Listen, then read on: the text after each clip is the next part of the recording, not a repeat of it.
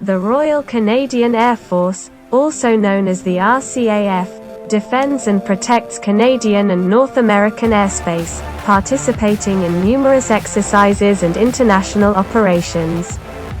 Its future is with the replacement of its main fighter aircraft, the CF-188 Hornet. This week we discover the military-industrial challenge that did not happen as expected, a matter of policy. Since September 28, 1988, Canada is equipped with the national variant F-18 after an order of 138 planes. So we understand with this date the urgency of the question of replacement, which has caused a lot of hesitation. For more than 2 decades no firm decision has been taken.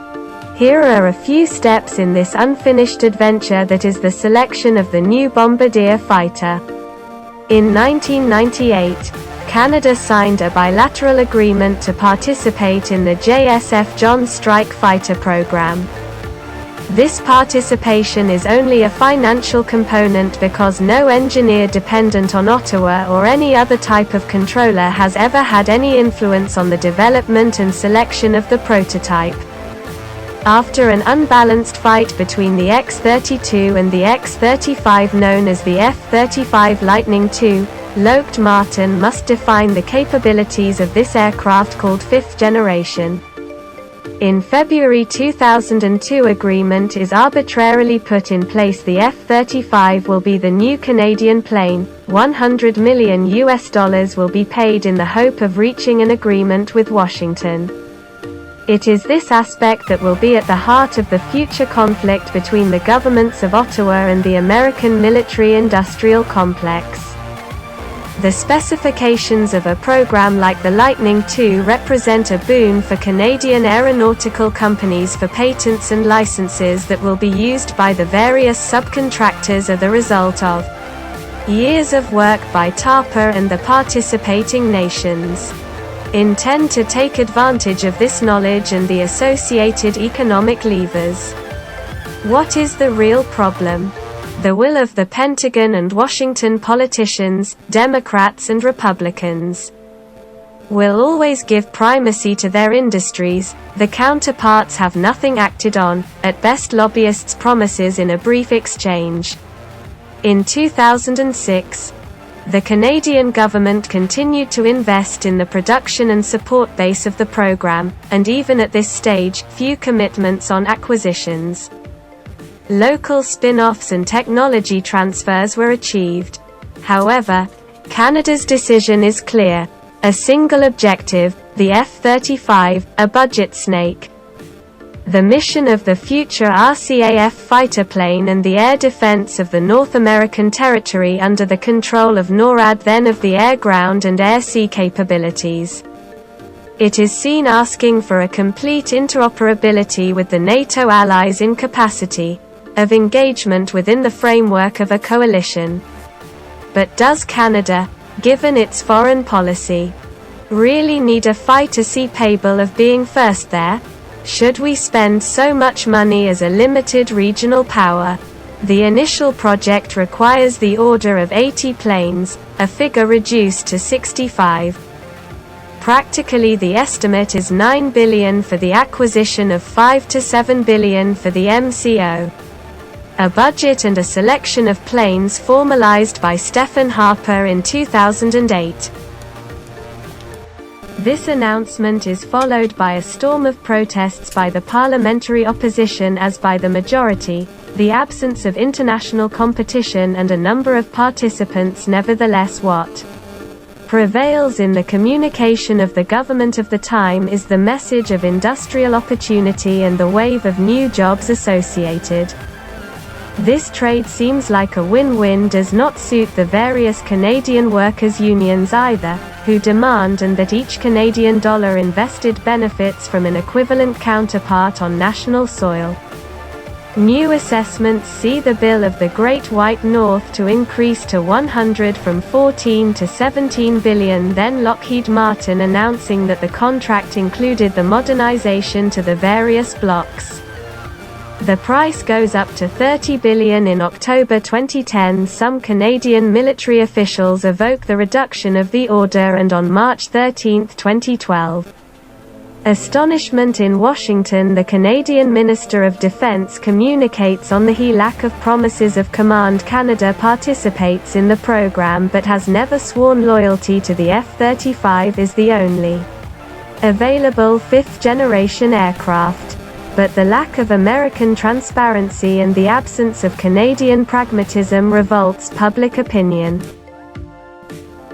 The credits are frozen when a new valuation announces a blow of $46 billion Canadian dollars. Then in December, Ottawa sends a letter to the world aircraft manufacturers. Lockheed Martin is joined by Boeing and Airbus, Dassault and Saab in the race for the Canadian contract. The wait-and-see attitude will however win in waiting for the 2015 federal election. The arrival of Justin Trudeau changes the rules when he announces that his country requires no first strike capability. This does not prevent the national emergency because during this time, the Hornets continue their work during the Libyan intervention of 2011. 7 CF-18s are engaged in the Operation Mobile and provide 10% of Western strikes. Less bombastic detachments are responsible for intercepting Russian aircraft.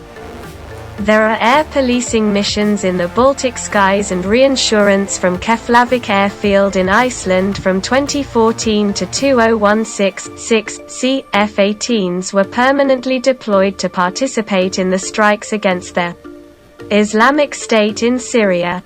On the other hand, the US is pushing by clearly announcing that the subcontracts will be cancelled if the F-35 is not chosen. In this context, a consensus is found by the order via the FMS procedure.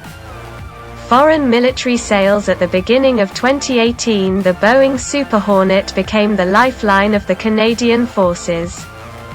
Then reversal despite the notification from Congress. American. A violent commercial conflict between Boeing and Bombardier concerning the production of the planes of the 6 series known in France under the name of A220. The Canadian firm obtains legal cause and the order of Super Hornet is cancelled. This will not prevent Bombardier from losing $7 billion following this inept compensatory tax of 219% on this type of device sold on the American market. A solution in extremis is found by a donation of 25 Hornets of the Australian Armed Forces. Of the aircraft already at the end of their life, seen as a stock of cheap spare parts. The competition continues. The Canadian call for tenders remains open for 88 fighter bombers. The investment conditions equivalent to their purchase value in Canadian dollars are still in order. Dassault and Airbus have already abandoned in the face of the difficulties of Canadian negotiations. The F-35A Lightning II Block 4, the FA-18F Super Hornet Block 3 and the Saab JAS 39N Gripen. Lockheed Martin has started a communication strategy centered on Arctic cooperation. Norway has carried out at the beginning of the year its first interceptions in F-35. Denmark having received its first copy in March 2021. The logic of a common Western fighter plane over the Arctic seems to take shape. Criticisms have been immediately issued on the fact of having a single-engine aircraft for long-distance missions over areas so sparsely populated. In conclusion, the decade will have been lost in hesitation and political reversals, with the result of in the absence of a firm decision on the continuation of the competition.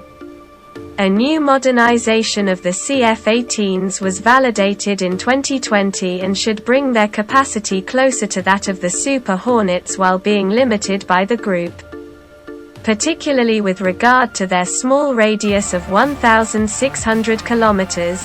The final stage should arrive in 2022, where the contract must finally be awarded for the delivery of the first replacement aircraft in 2025. Finally, the Hornets with the maple cockade continue to fly over the icy landscape. In total, 76 aircraft made up the RAFC's inventory in 2020, strategically placed from their base in Bagouville in Quebec and Cold Lake in Alberta. The NORA should still count until WARE for their last update in 2032.